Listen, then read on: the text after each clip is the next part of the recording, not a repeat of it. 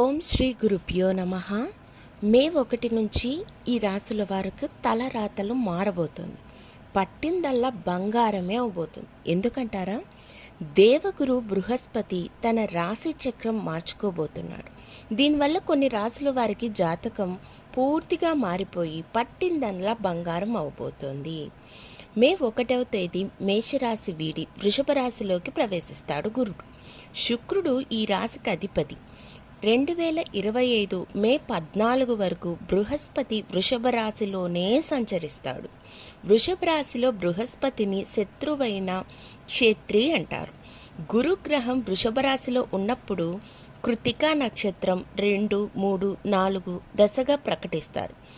రోహిణి నక్షత్రం 4 దశలు, మృగశిర నక్షత్రం మొదటిది 2వ దశలో గుండా గురు సంచారం ఉంటుంది.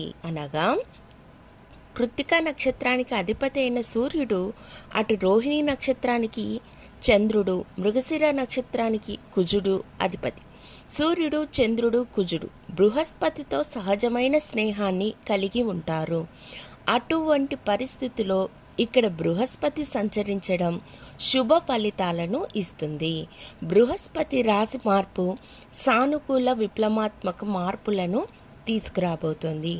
బృహస్పతి సంచారం మేషం, వృషభం, కర్కాటకం, సింహం, కన్య, వృశ్చికం, మకరం, మీనరాశితో సహా 5 రాశులకు ప్రయోజనాలు చేకూరుస్తోంది. ఈ రాశుల వారికి గరిష్ట ప్రయోజనాలు లభించే అవకాశం కూడా ఉంది.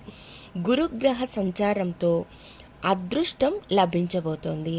మిథునం, తుల, ధనుస్సు, కుంభరాశి వారు జాగ్రత్తగా ఉండాలి.